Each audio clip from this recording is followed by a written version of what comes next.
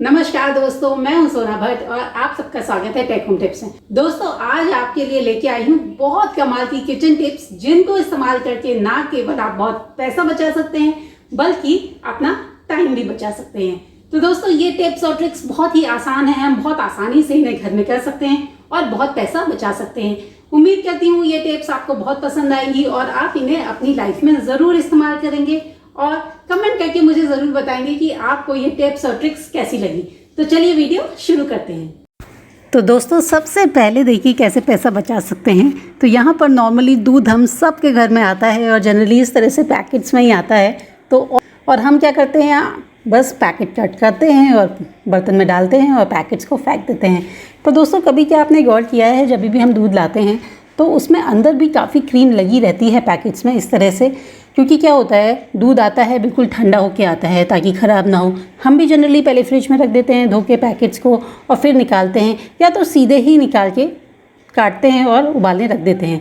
पर बहुत सारी क्रीम लगी होती है, तो उसके लिए हमें क्या करना है, दूध के पैकेट को सबसे पहले शेक करना है, थोड़ा सा मलना है और इस तरह से शेक करना है ताकि जो भी औने कोने में क्रीम लगी है वो सारी पैकेट से निकल के हमारे दूध में आ जाए। तो इस तरह से देखिए, मैंने इसके कॉर्नर्स को दबा दिया है, थोड़ा सा शेक कर दिया है और अब हम इसे डालेंगे बर्तन में। तो कैसे डालेंगे, बस सिंपल जैसे आप डालते हैं, इसे डालने का कोई ख़ास तरीका नहीं है। कैंची से काट रही हूँ और बस पैकेट डाल देंगे। पर सबसे कमाल की बात यह होगी कि क्रीम जो बहुत ज़्यादा पैकेट में लगी रह जाती है वो सारी दूध में आ जाएगी और इस क्रीम से आप बहुत ज़्यादा चीज़ें कर सकते हैं दोस्तों। मक्खन बना सकते हैं, घी बना सकते हैं, बहुत सारी चीज़ें कर सकते हैं और इस तरह से हमारा काफ़ी सारा पैसा बच जाता है। जनरली अब अगर आपने अभी तक ऐसा नहीं किया तो आप ज़रूर नोटिस कीजिएगा कि आप जब सिंपली काट के फेंक देते हैं पैकेट तो काफ़ी सारी क्रीम औने कोने में रह जाती है। अब देखिए, मैंने इस तरह से दबा के भी निकाल दिया है सारा पैकेट से दूध, ताकि थोड़ी बहुत जो रह गई थी वो भी ना रहे और सारी की सारी क्रीम हमारे पास यहाँ दूध में आ गई है।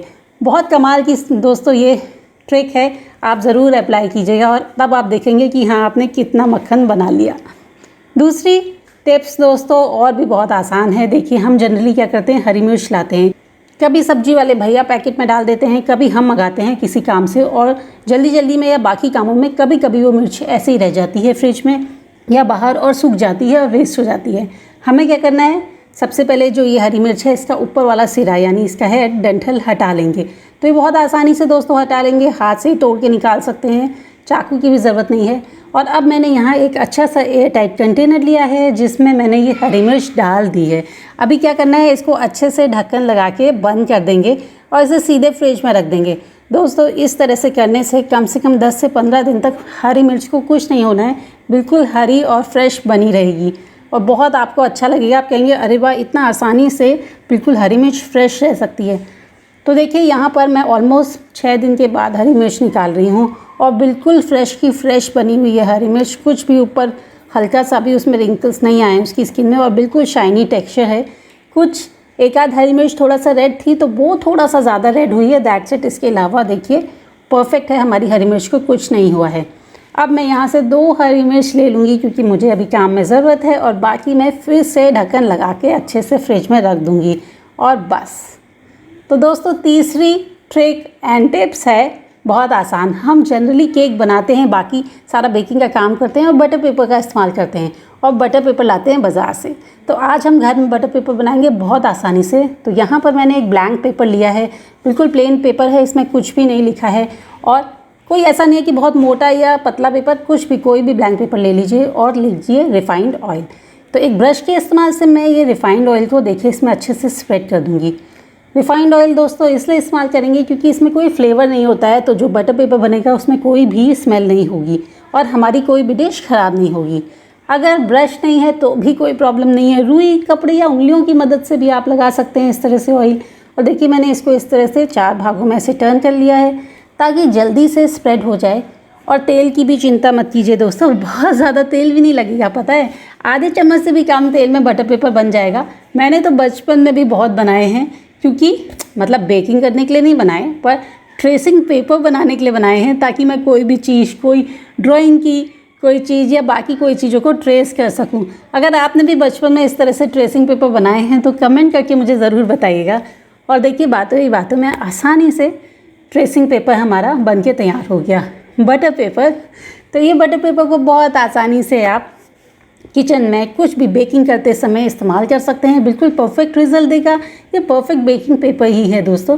बटर पेपर बन के रेडी है। तो देखिए क्या करना है, आप इसे थोड़ी देर ऐसे ही ड्राई होने के लिए छोड़ दीजिए और उसके बाद आप इसे बड़ी आसानी से इस्तेमाल कर सकते हैं। और यहाँ पर तो देखिए यहाँ पर हमारा बटर पेपर बिल्कुल बन के रेडी है। तो अब मैं आपको बताऊंगी कि कैसे हम आसानी से बटर पेपर को यूज़ कर सकते हैं और इसको मैक्सिमम यूटिलाइज़ कर सकते हैं बिना बर्बाद किए हुए।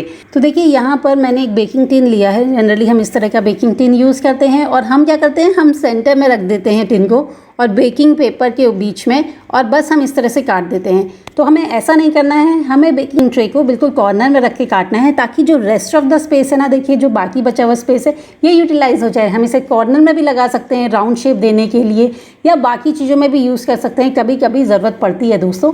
और जब हम बीच से काटते हैं तो हम पूरा ही वेस्ट कर देते हैं और फिर हमारे लिए कोई काम का नहीं बचता। तो अब लाती हूँ आपके लिए टिप्स एंड ट्रिक्स नंबर 4। तो देखिए जनरली हम सभी घर में चाकू यूज़ करते हैं और कभी कभी क्या होता है, चाकू में धार ख़त्म हो जाती है, उसमें बिल्कुल भी एजेस उसके ख़राब हो चुके होते हैं और हम क्या करते हैं, बहुत आसानी से उस चाकू को फेंक देते हैं और दूसरा चाकू ले आते हैं इस तरह से और उससे काम करने लगते हैं। और वो पुराना चाकू जो रखा हुआ है वो ऐसे ही रखा चला जाता है और बाद में हम उसे हटा देते हैं। तो आज मैं आपको बताऊँगी कैसे एक कप से, पुराने कप से या कोई भी कप से आप अपने पुराने चाकू को बिल्कुल नया सा बना सकते हैं।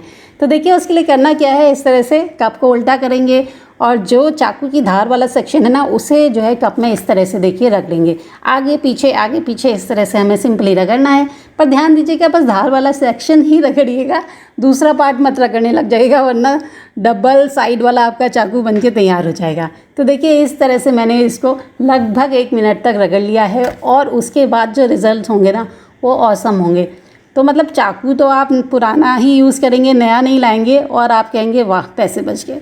तो बहुत आसानी से देखिए हमने पुराने चाकू को बिल्कुल नया सा बना लिया है, उसमें वही शार्पनेस ले आए हैं। अब आपको कट करके भी दिखा देती हूँ। तो देखिए ये जो पहले नहीं कट रहा था और वाकई में नहीं कट रहा था, और देखिए अब कितनी आसानी से हम इसी नाइफ़ से यूज़ कर रहे हैं और वो कितनी आसानी से कट रहा है। नॉट ओनली उसका ऊपर वाला पार्ट कट रहा है, नीचे का भी जो सेक्शन था देखिए बहुत आसानी से कट रहा है। आप ज़रूर ट्राई कीजिएगा किचन में, अगर आपके पास इस तरह का कोई पुराना चाकू रखा है जो बिल्कुल बेकार हो गया है, तुरंत से ट्राई कीजिए और आप देखेंगे कि वाकई में बिल्कुल ऑसम रिजल्ट्स हैं इसके। और इसी तरह से आप अपनी पुरानी सीज़र, कैंची, किसी भी चीज़ को जो धारदार है, जो आप इस तरह से काटने के लिए इस्तेमाल करते थे, उसे भी शार्प कर सकते हैं दोस्तों बिल्कुल 1 मिनट के अंदर। तो ट्राई ज़रूर कीजिएगा, मुझे बताइएगा कि कैसी लगी आपको ये ट्रिक्स और टिप्स। और इसके साथ ही मैं आपको दिखाती हूँ अपनी अगली टिप। तो देखिए यहाँ पर मैं लाई हूँ ट्रिक नंबर 5। दोस्तों जनरली हम घर में प्याज काटते हैं, अक्सर ही काटते हैं, रोज़ ही काटते हैं इनफैक्ट। और क्या होता है, कभी कभी बहुत तीखा प्याज होता है और जब हम उसे काटने लगते हैं तो हमें खूब भारी भारी से आंसू निकलने लगते हैं और इतनी ईचिंग होने लगती है आइज़ में, और काफ़ी 10-15 मिनट हमारे ऐसे ही वेस्ट हो जाते हैं, क्योंकि उसके बाद जो है हमें कुछ विजिबिलिटी भी कम रहती है और फिर मन भी नहीं करता है। तो देखिए हमें क्या करना है, सिंपल सी तरीका है बिल्कुल। पहले हम देखिए इस तरह से चाकू से प्याज के ऊपर और नीचे का सिरा काटेंगे और इस तरह से हम इसकी ऊपर वाली लेयर काटेंगे। तो इतना ही काटने में आप देखते हैं ना कि एक स्मेल सी आने लगती है। तो हमें क्या करना है, इस तरह से जैसे ही हम प्याज काटेंगे उसके बाद हम पानी ले लेंगे एक बर्तन में और ये प्याज हम डाल देंगे इसके अंदर। तो अभी क्या होगा, प्याज की जितनी भी वो तीखी सी स्मेल है वो पानी में ही रुक जाएगी और हमें वो तीखी सी स्मेल नहीं आएगी। अब जब हमने पानी में डाल दिया है, अब हम नाइफ़ से इसका ऊपर वाला हेड जो हम हटाते हैं उसे हम देखिए इस तरह से हटा देंगे और फिर दोबारा प्याज को हम डाल देंगे पानी के अंदर। अब बाकी प्याज भी आप काटिए और इसी तरह से पानी में डाल दीजिए। तो ये पूरे प्रोसेस में लगभग 1 से 2 मिनट का टाइम लगता है, लेकिन हमारा टाइम बहुत बचता है दोस्तों।